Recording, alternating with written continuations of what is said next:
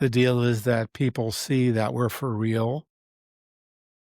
Craigslist is about helping people get through the day to put food on the table. In the longer run, Craigslist helped tens of millions of Americans realize that the internet is actually useful for something, that Yeah. it's reasonably easy to use. And any luck I've had with Craigslist or anywhere has been by accidentally being in the right time and right place, which kind of makes me the Forrest Gump of the internet.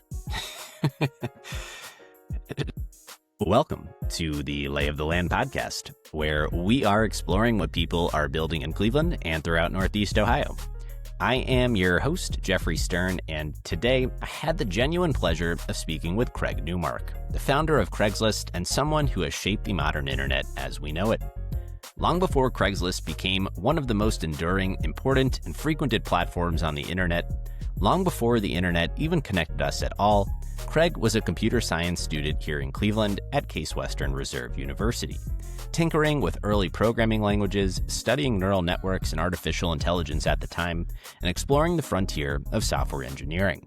The rest is history, as they say, an amazing history which we will cover in our conversation today. How Craig became the accidental entrepreneur behind one of the most legendary companies of our time and driving forces behind the internet itself.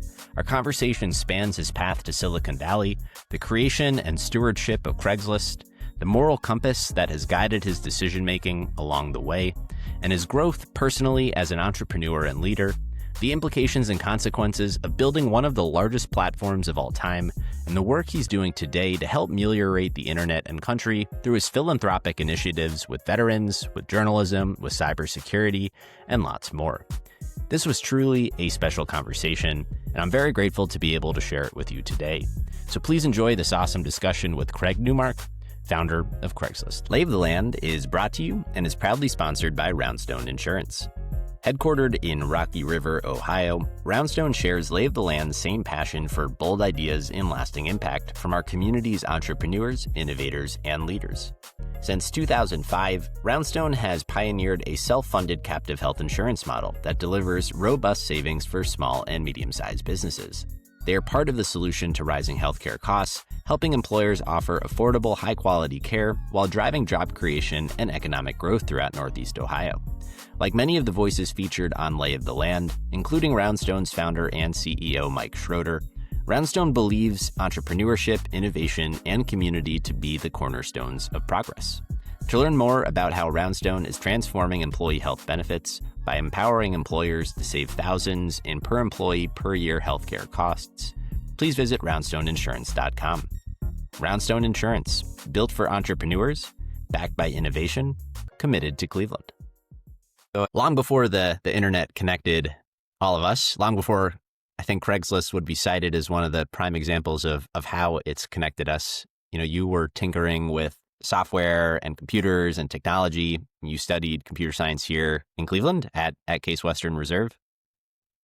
And I'd love to start with, had you ever imagined that those technologies you were playing around with and studying then might one day bring together people really at the greatest scale in history, and that you would be such an important contributor to that kind of historic development? I had a very little clue about how any of this would turn out. I should have known better. In particular, at Case Tech, there was a node of the ARPANET, which was the predecessor to the internet, and I kind of understood what it might be good for, but I barely touched it. That was a mistake on my part. And mostly I was focused on learning all the programming that I could because I realized I was good at it and I might wind up with a good career out of it. When you reflect back on that time and really your journey and just kind of trace your path back, what do you feel were the formative moments for you when you were younger that laid this foundation that sparked your curiosity in technology and the possibility for software? Well, as a kid, somehow I wound up being good at math and science. I don't really know how or why. I do know that by the fourth grade or so, I was interested in dinosaurs and rocks. Now, lots of kids are fascinated by dinosaurs. That's been pretty true for decades now. But when I got interested in that, this was 60, 65 years ago, and my interest was academic as well as playing with what I thought were cool, scary toys. I remember reading paleontology, whatever's suitable for a kid, and that was a lot of fun. And I could imagine myself heading out to the desert to find fossils. However, that only lasted a few years. Then I got interested in physics, nuclear physics, even a little bit of quantum, the reality underlying everything. And that sustained me kind of through high school. But by the time I got to college in my first year at Case Tech, I realized that jobs in that kind of physics were really scarce. You had to be well within the top 1%, and I just wasn't that smart. Did you ever think about entrepreneurship, or was that really beyond the scope of your interest? Frankly, I never thought about entrepreneurship at all until I found myself by accident being one. So I'm sort of embarrassed to say this, but it never really dawned on me until I was actually preparing for our conversation that Craigslist was literally Craigslist, like your list at the beginning of this. It never just unpacked the word itself. So as a accidental entrepreneur of sorts, making this transition from long-time software development to curating, your own list and starting a Craigslist, obviously. What was the journey to becoming an entrepreneur, and how did you navigate that, having never really thought about it prior? Well, I'm going to be bouncing back and forth in time as I talk about this. In college, after realizing that I just wasn't smart enough to go into quantum physics, I thought AI looks pretty cool. I had read all that science fiction talking about machine consciousness, not that we know what consciousness is. I considered that fairly seriously for a year or two. And then I started reading about it, reading up on neural networks for language understanding. Hmm. In its current form, that's large language models. And I took a look at that, and it was fascinating. There was a book, I think, by Terry Winograd on the subject. And after a while, I realized this is really cool and important, and there wouldn't be any jobs available for decades. So I better get into more mundane aspects of programming, either systems programming or application programming. So I learned everything that I could about that. I basically turned my time at Case into a vocational training, the Mm. vocational matter being software engineering, even though that was the infancy of software engineering. And I learned a lot about it. Unfortunately, I didn't get a well-rounded education. I took very little liberal arts, which I regret, but Mm. I got a really good education in software work. And I just started plugging away doing that. I got a job at IBM in Boca Raton. I should have been more patient and see where else I might have gotten work. So I spent 6 years at IBM in Boca Raton. I figured I'll take a job not far from the beach. Sure. And it took me a long time to realize it, but I'm not a beach guy. I learned scuba diving and I realized, well, this is fun. It's kind of like my own Jacques Cousteau special, but it didn't really sustain my interest. And I started going to science fiction conventions, which were great for me.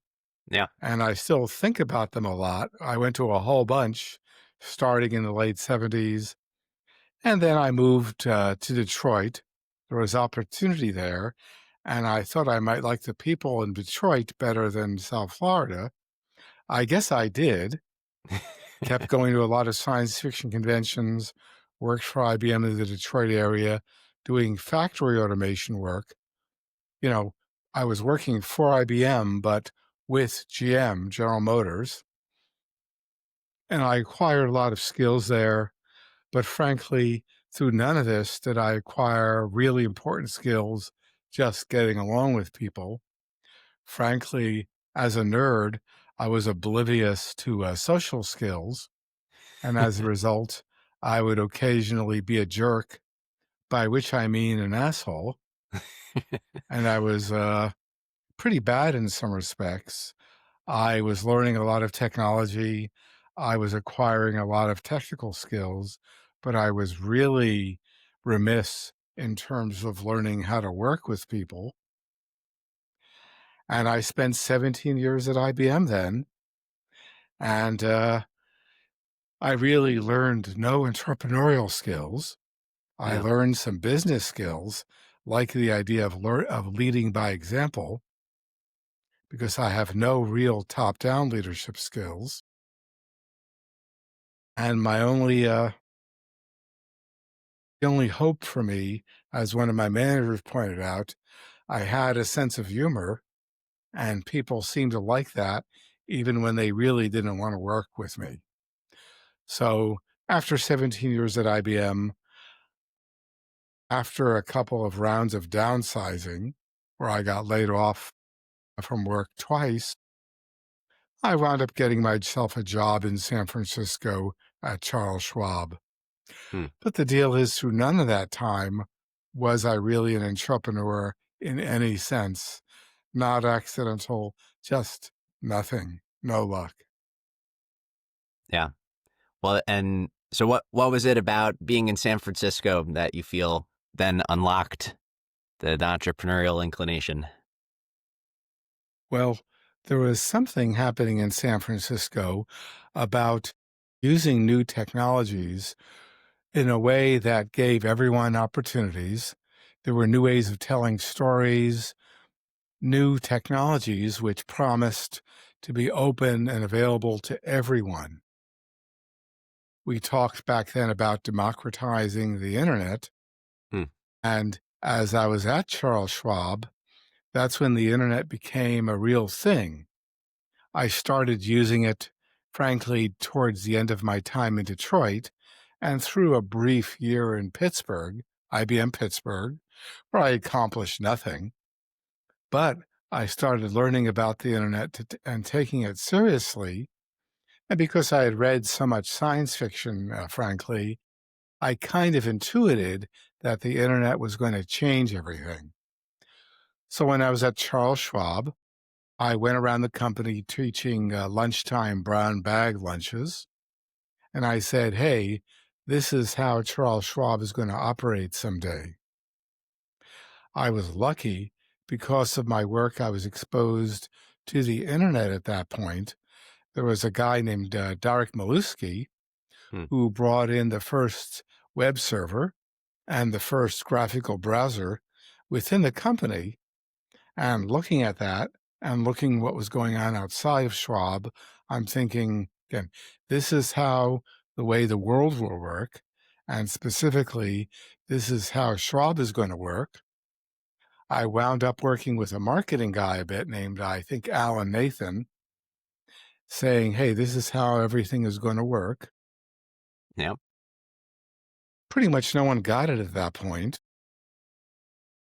I was part of another downsizing effort because I was still kind of a jerk, but I was really lucky because Schwab was generous. IBM had been generous as I left, and I wound up doing work with web design people. And I was prepared for when I got a good opportunity at Bank of America. I was doing contract work for them. Hmm. But the deal was that I was not an entrepreneur through any of this.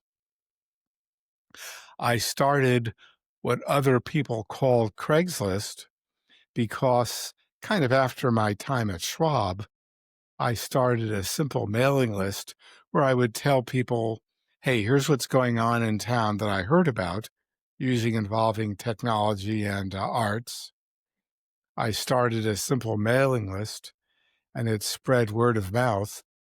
And so by accident, I had started something which turned into Craigslist, but I had no clue to that effect. So today, I think it's something most probably take for granted, this idea that you can have trust at all on the internet. Certainly that you would put your credit card information and purchase things from people you've never met. And so many of the just online interactions that we have today and how dependent they are on a baseline level of trust. I don't know that it was obvious that we'd be able to establish all that in this virtual world. Certainly, at the time that you were building it. How did it evolve at that point in time from just a list that you were sending out into really what has grown today into what we think about as, online communities? Well, my deal was that in the middle of 95, again, trying to work in the area of web design, um, my mailing list, which was a CC list, had grown to maybe 240 addresses, Yeah. at which point the CC list part broke. I had to use a list server, and a guy named Eric Theis volunteered the use of his Major Domo installation. He had a web server at the time. He had a 1 megabit line to his server, which at that point in time was really high speed, high bandwidth. And I had to give the thing a name because listservs need names. You had to Right. distinguish one from the other. And as a nerd, I'm a pretty literal guy. I was going to call it San Francisco Events, since at that point it was still mostly events. People around me, though, told me they already called it Craigslist. In particular, there was a guy named Anthony Batt who told me that's what people called it and that I had inadvertently created a brand. Hmm. He explained to me what a brand is because I didn't know because I was that far removed from business. He was right. I called it Craigslist, signifying it would be personal and occasionally quirky. And I just kept plugging away with the thing. It was just me for a few years. In 96, I realized, oh, I'm a programmer. I can write code which turns web pages into HTML, and I could write the code and do it more or less for free. So I had instant web publishing around mid 96 or so. And then by the end of 97, I realized that my website, the first Craigslist site, was getting about 1 million page views per month. Back then, that was pretty good. Yep. Also, people who were putting jobs on the site wanted to pay me to do that. And then people started coming to me to help run this site on a volunteer basis.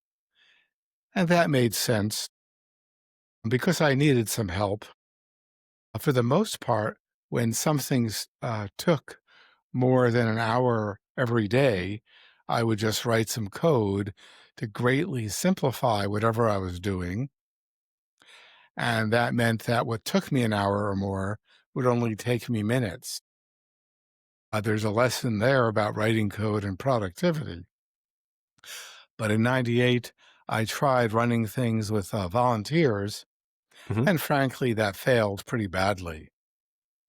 So by the end of 99, a lot of the people who wanted me to succeed told me I had to become a real entrepreneur. I had to start charging people to post jobs and so on, for sure, not just in a half-assed way. And I had to make a decision about monetizing the site. Hmm.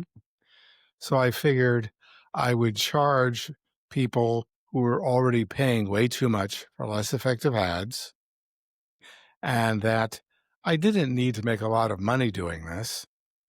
I remembered my teachers in Sunday school, Mr. and Mrs. Levin, telling me, that I should know when enough was enough.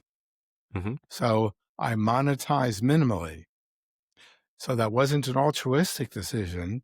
That was just me remembering what I learned in Sunday school, because around this point through 98, I would go to industry events and parties, and the bankers and venture capitalists were telling me I should monetize everything as much as I could, the usual Valley way.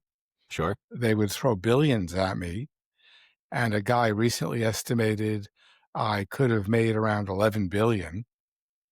His estimate jives with my guesswork. But again, I decided I would remain true to the moral compass my Sunday school teachers taught me. And so I made one really big decision, because I had accidentally started a business up, but I did so in a way consistent with what I believe in. And since I wasn't taking investment money, and I never have, I could make these decisions on my own. Hmm. I got lucky timing wise, because the most I ever spent on the site was $35 a month for web hosting services. And that's kind of nothing then and nothing now. 99, that year, like, I rewrote the code. I used a real database engine called MySQL. Hmm. And after finishing some coding and then hiring some programmers, I stepped down from any coding responsibilities.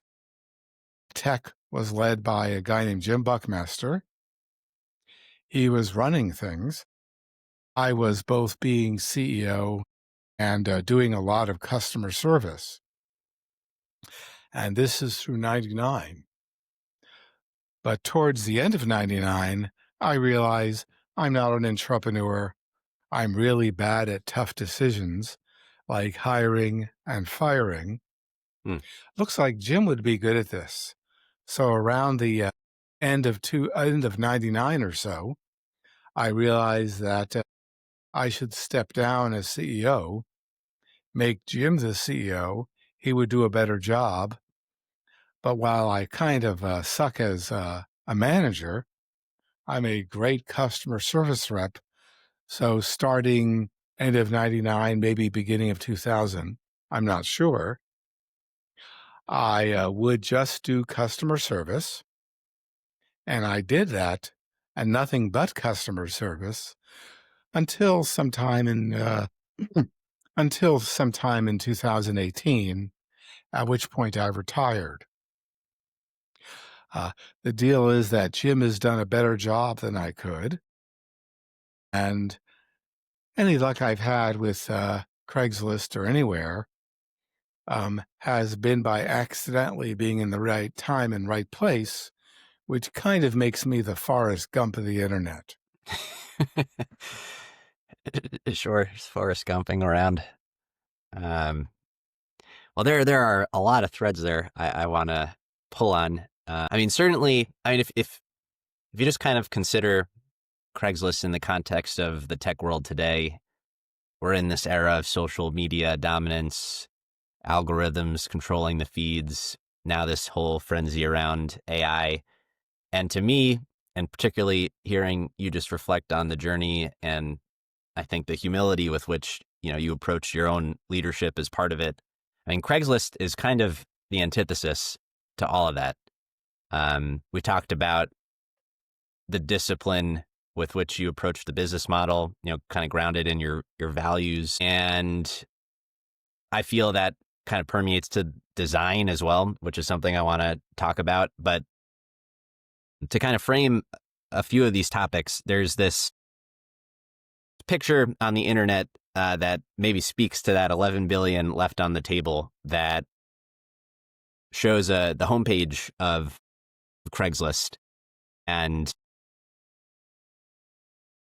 overlays a bucket of categories of startups over time that have been tailor built specifically to unbundle specific sections of Craigslist. And you can go, Nextdoor, Tinder, Reddit, Zillow, Airbnb, and the list, it literally goes on. And I kind of wanted to understand, I imagine the pressure would have been very easy over the years to succumb to expanding beyond traditional classifieds into other verticals or to lean more heavily into ads. But what do you feel has kept Craigslist as one of the top sites on the internet today, basically 30 years later? Users still love the site despite an entire industry of venture-backed companies that have been started and have been largely successful in their own right, playing in the same space that Craigslist has. I'm just curious how you think about that. Well, my deal is that we kept things simple. Yeah. I built this philosophy of minimal monetization into the DNA of the company. I chose Jim because he believes in the same thing. He's kept the faith over all these years. It's been 25. And I could just focus on customer service.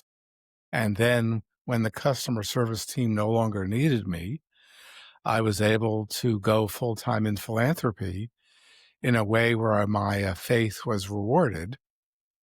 And starting in 2015, I started doing more and more philanthropy, retired at the end of 2018, went into philanthropy full time. And that's worked out for the Craigslist community, but it's also worked out fairly well for the country because my focus has been on good stuff for the country, for example, in cybersecurity, and also to support military families and vets. Yeah. And I certainly want to unpack the philanthropic work you're doing. Maybe one of the ways to broach that is, a lot of things become very obvious in retrospect, but in the moment, maybe aren't so obvious at the time. And as you began to build what ultimately is an online classifieds platform, how had you thought about, kind of, if at all, the state of traditional classifieds in the world of newspapers and kind of the fundamental disruption at that time that Craigslist kind of played in the real fundamental disruption of an alternative industry in the transition to the era of internet? I was thinking a lot about classifieds, Yeah. mostly how to do it better way back. Um, I realized that Craigslist would have a effect on newspaper classifieds. They were slow to catch up, but newspapers did start doing some of the same, but maybe too late. Mm. So I've always assumed that Craigslist had a substantial effect on newspaper revenues. I thought that way until 2018, when an industry analyst named Thomas Bechtel actually ran the numbers. And he tells me that he can understand how maybe my ego might play a role in thinking that Craigslist had an effect. But he tracked it all the way back to the 60s. That Hmm. is, he tracked newspaper revenues back then. And he's saying that TV news had a major effect on newspaper revenues starting in the 60s and continued on a straight line down until 2008 or so, at which point Facebook and Google started consuming a lot of newspaper revenues. He tells me that he couldn't measure any effect from Craigslist, Hmm. no blips. So all my concern was it was well-intentioned but wasted, because the problem that newspapers had looks like it was all TV news until 2008, when Facebook and Google somehow around then became a problem. Why around then? I have no idea. I don't think Thomas has ventured an explanation, but I thought about it. I didn't think of them as competition Hmm. because the idea was just to do a good job serving the community, and that continues to be the right idea. That's my idea of entrepreneurship. Do something real that benefits community, and that works. What did you learn from your time in the customer service part of the business? What sticks with you from that era? Uh, Doing customer service, well, I would see what a lot of people in the country were doing online, Yeah. and I saw that everyone everywhere in the country, people operate out of goodwill for the most part. They want to get through the day, they want to put food on the table, and now and then they want to help each other out. There are bad actors out there, but the role of bad actors has been greatly sensationalized by people looking for clickbait. Hmm. And now we have perception problems where, again, people are overwhelmingly good, both online and in real life. However, there are bad actors who exaggerate the prevalence of bad behavior, of crime. They usually do so to make a profit, and they don't care who they hurt. How did your thinking on those kinds of adversarial actors online evolve over time? I imagine when you had started, just from your own list, did not maybe think about or envision at scale, but inevitably with a free public online platform. I mean, we're seeing this obviously across many platforms today. This sort of unbeatable problem of anonymous adversarial people online and just the way that changes people's behavior, but just how your thinking on that evolved. I've been thinking about it a lot for 30 years. Yeah. In part, my thinking was affected by my high school history and civics class, which was really good. Basically, I learned that, hey, you want to help the cops fight the bad guys, but in our country, we have this Constitution and the Bill of Rights and other amendments, which basically say that the accused have rights. They're innocent until proven guilty. And there's all this due process stuff like search warrants and subpoenas. And that stayed with me until around when I started Craigslist. I also met up with folks from the Electronic Frontier Foundation, which had just started around the same time. And they were trying to figure out what rights do people online have and how do you fight for those rights while helping out the cops. And that started my thinking out. So Mm. from the very beginning, I was talking with people who were real, who were genuine, smart people about rights online. From kind of the beginning, I was starting to talk with cops about what they needed to do to help fight crime online.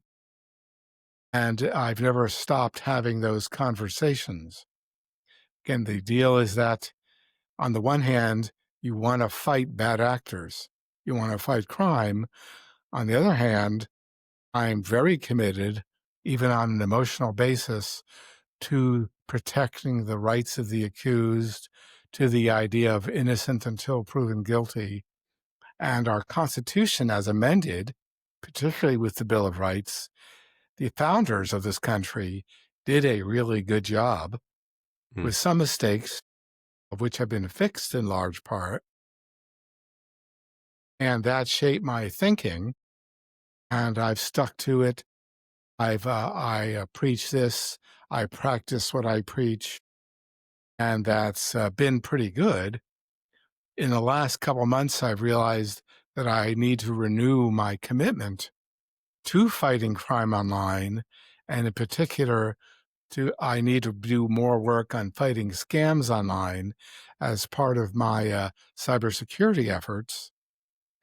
The problem has been that with Craigslist, the most crap I've gotten from people have been when the company does a good job of fighting crime online.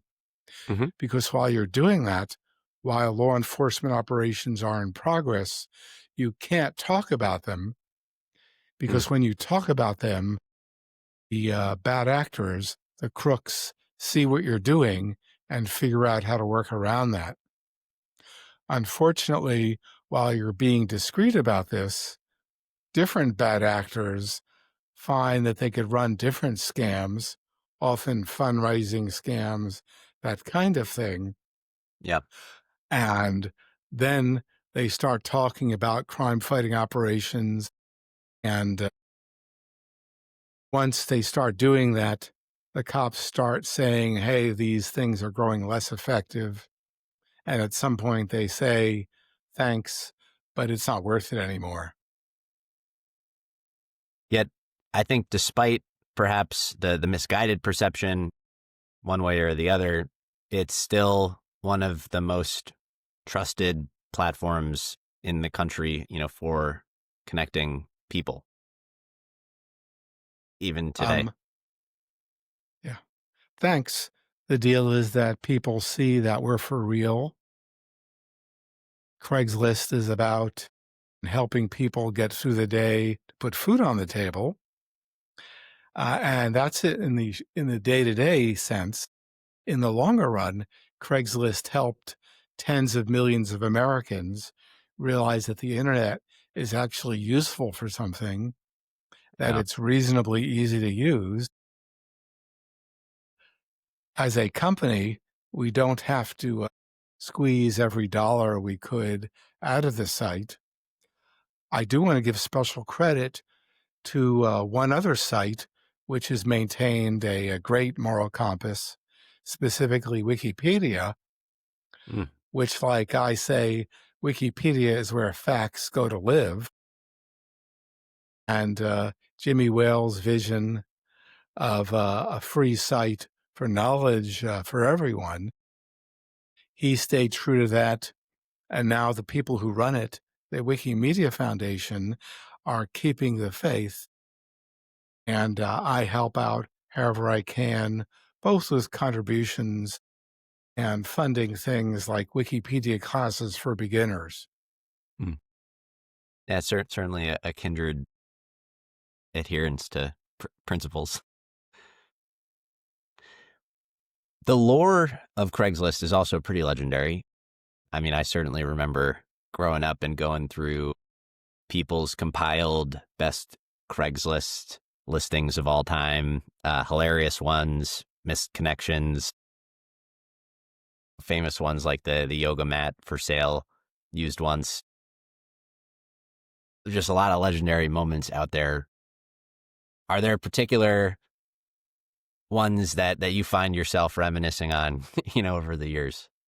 In terms of ads, not as much as you'd imagine, because I've always felt like there's a bit of a conflict of interest.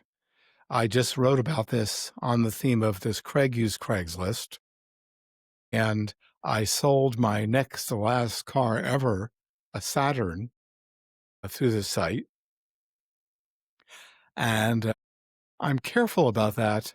And frankly, I'm lucky that my wife, Mrs. Newmark, has taken on all the Craigslist duties for the last 10 or more years. When we want to give something away free, she handles it. When we want to sell something, which is rare nowadays, she'll do it. Maybe more importantly, she will use Craigslist to buy stuff a lot for our family because people in our family, they don't want anything that we would buy new for them. But if Mrs. Newmark can get a really good deal by buying something on Craigslist, she'll do that. And I think she's gotten a lot of really good vintage furniture on the site, and that works out pretty great, which means I don't have to think about that kind of ever. And our last car, because I don't drive anymore, we just Yeah, gave away to people in the family because there's a lot of kids who are now driving age, sure. and they need the car which I bought like 20 years ago. Yeah. Well, that is pretty interesting. So you found yourself not so much as a user of the platform itself. Yeah. The deal is that I've always wondered what would be ethical, what would not be ethical, and I've Yeah. never resolved that. Although my friends and advisors tell me I thought about it too much and we should just use it. And Mrs. Newmark didn't ask for permission. She just did what was useful. And in my case, I thought I might have to beg for forgiveness, but that never became a thing. Yeah. So if you were to go to your own website, today, if you went to Craigslist, it's it's kind of astonishing because it's simple, it's fast, it's still text based, and I think most interestingly, it's largely the same minimalist, simple aesthetic that it's been, and much like you resisted maybe the pressure on the business model and monetization side. Just what's been your philosophy on design and aesthetic of the website? Well, in 96, remember that's when I realized, oh, I'm a programmer. I can write Yeah. code and get web publishing for free. I was thinking about the site and maybe it should be fancy. And I realized I have no skills for making it fancy. All I know is to keep it simple and to the point and fast. That's how we started. That's the design philosophy that Jim maintained. And over the years, I've realized that fancy doesn't usually do people any good. It usually means that things are hard to figure out and slow and buggy. Like I use one particular airline site a lot. They got fancy and they're buggy and they don't seem to be able to ever modify the site without Yep. introducing newer bugs as they fix them. So simple, fast, to the point, that's a good approach to everything. Yeah. I mean, there's a longevity in it. There's, I think, a surprising creativity just in it as well. It's stood the test of time, obviously. Yeah, that works for me. And like, I think it was my first South by Southwest that I went to.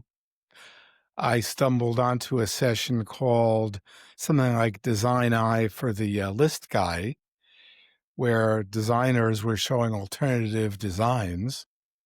They didn't know I was going to be in the audience because I didn't know I would be. I just felt in the mood at the last minute, not knowing it was focused on Craigslist.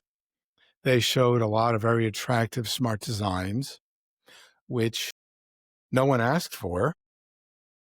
And it was pretty entertaining for me and awkward for the panelists, I guess. But it didn't change anything. Yeah. That's funny. So ultimately, you decided to step away from the business, as you mentioned, um, turning your focus to causes that you care about and working on them philanthropically. At that point in time and today, I imagine you're in a position where obviously you could work on anything that you'd like to, and how you came to discern which things you wanted to focus on and what some of those are today. Well, basically, towards the end of my time at Craigslist, like around 2015, I realized that the team needs me less and less, Yeah. but I've made more money than I thought I would. And I was talking to people in the philanthropy world, and they said that I could do some real good in philanthropy.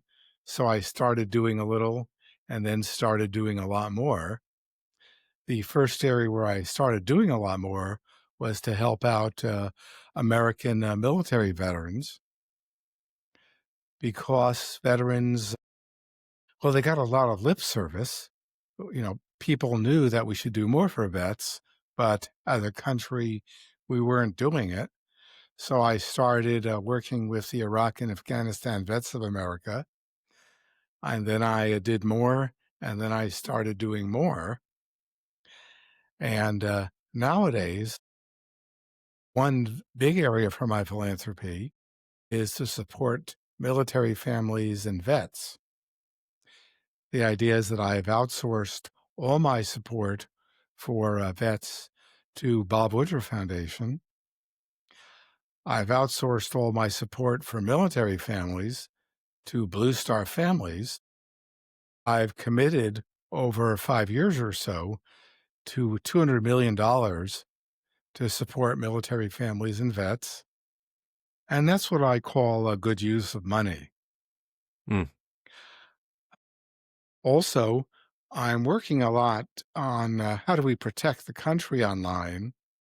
Yeah. And that means protecting the country and regular people against cyber attacks and against online scams, because there's a lot of businesses doing a lot of great work on cybersecurity, but hardly anyone is looking out for regular people.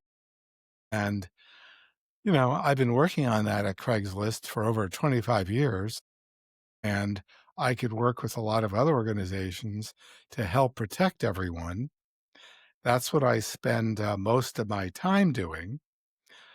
The hardest part of all that is not technology, but how do we mobilize the entire country to fight cyber attacks and to fight scams?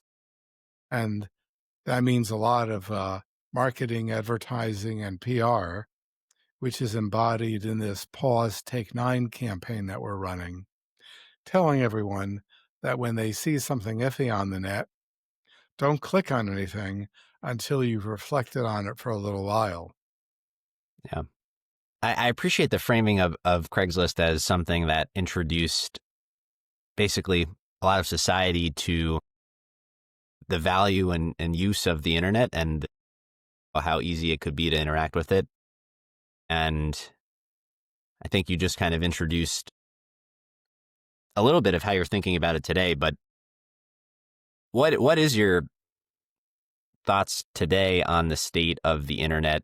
Obviously, with AI as well, I think it's pretty also fascinating that you were academically Yes. interested in it back when you were a student, and how it's now come to fruition to a degree. Are you optimistic about it? Are you pessimistic about it? I have a lot of mixed feelings because as an old computer guy, one of the operational slogans is garbage in, garbage out. Yeah, So I'm excited about what generative AI can do.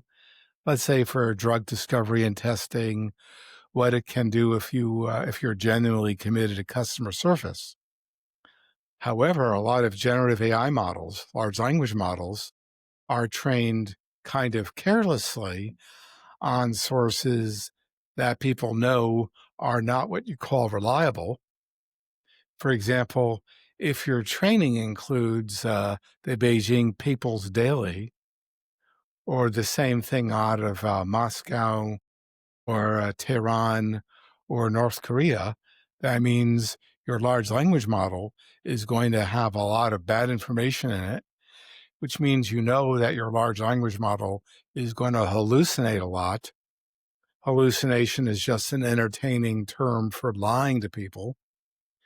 So we have a big problem with large language models, which aren't reliable. And I worry about that a lot.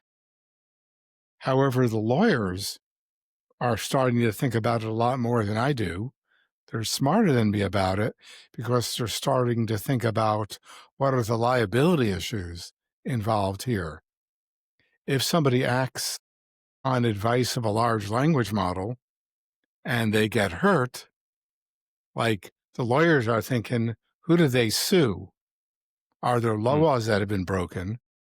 And that's what I think about most, aside from the kind of crime fighting and cybersecurity work that I've been doing for 25, 30 years, depending on how you count. You mentioned that you wish you had studied more liberal arts.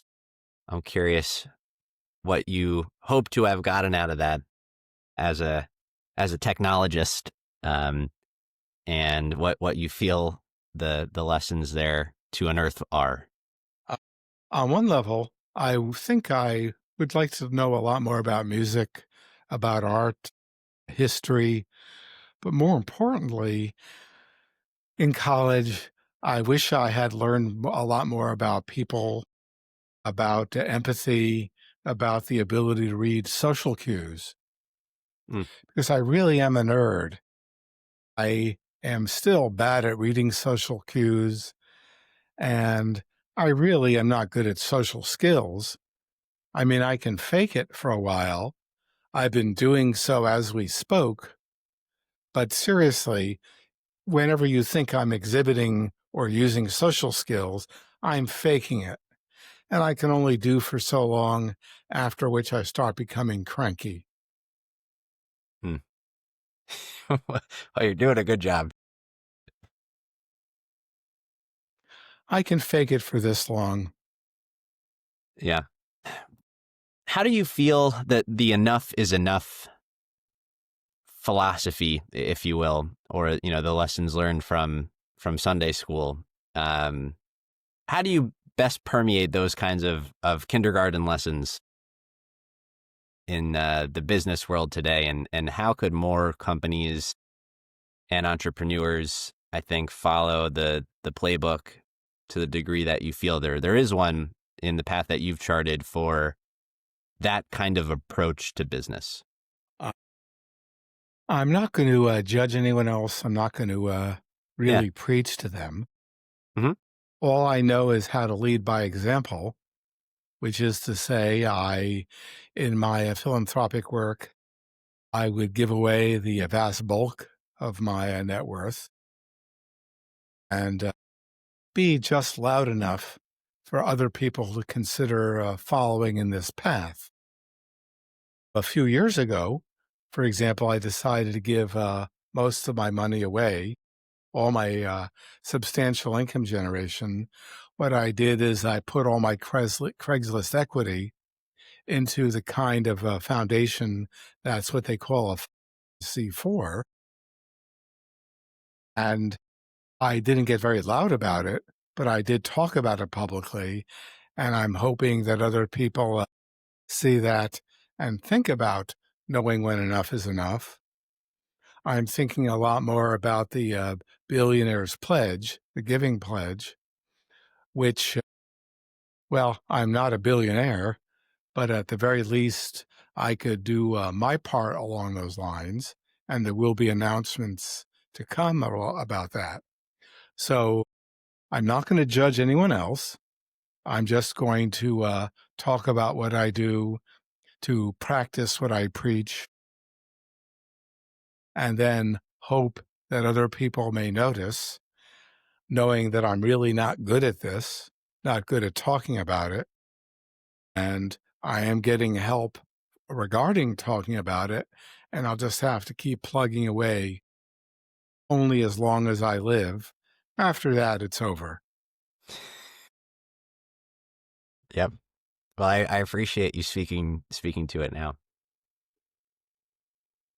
You had mentioned science fiction as a barometer for what might come next, and kind of as a guide to your early intuition about the implications for what the internet might be. And I'm curious, as you just look at the internet today, what you feel is kind of on the horizon, given the science fiction that you've read, and where you feel this is all going. Well, in a way, with generative AI, in large part, reality has caught up with science fiction. The part that people aren't realizing, predicted in science fiction, about how AI would be abused to persuade lots of people to do things that are actually bad for everyone. Because right now, bad actors are using AI to do things like to vote against their own interests. And I talk with people quietly about what can be done about that. I do so very discreetly because this kind of work requires the social skills that I lack. And the people who might be good at this, well, I don't talk about them or what they're doing because I really don't want to identify them to Hmm. bad actors. Because the bad actors who are abusing AI in big ways, they fight dirty, and I don't want to paint a target on anyone. Are you optimistic about our ability to combat that over time as science fiction is I becoming science struggle. fact here? Well, I struggle to maintain my optimism, and it's a battle every day. And I am optimistic, but I don't have really good reasons for saying why I'm optimistic. Yeah, just intuition, instinct. What advice might you offer to a young person today? Someone getting started, maybe a fellow self-proclaimed nerd like yourself. Well, if someone is starting something and they're good with technology, that may mean that they're lacking in social skills, which means that they need to do whatever they can to either learn social skills. I don't have any good idea how, or to get people on their team who are really good at talking about what they do. The deal is that having good technology isn't enough for success. You have to be really good these days at, well, whether you call it marketing or advertising or PR, you need to be good at it because people need to know that you have a good product or whatever. You have to do pretty serious audience development because, again, it doesn't matter if you've done great technology if no one cares. Hmm. So that's why I suggest people need to care about what you're doing and people need to pay attention. And, you're responsible for that. Word of mouth kind of worked for me, but that's because I started things at the beginning of the dot-com world, and I was able to run things through some years without expense, and I got lucky in terms of the time and place. Like I said, I'm the Forrest Gump of the internet, but my success has started because of luck, because of an accident, and then I turned things over to Jim, who did the job right. What do you hope to be the legacy of Craigslist? The legacy of Craigslist, I think, means just keep on doing what we've done that's right, that helps people. Like in the near term, in the day-to-day, Craigslist helps people put food on the table. That's pretty good. When you take a longer term view, Craigslist is about showing people the internet is useful and can be reasonably easy to use. The reasonably easy to use part is still something that designers are learning.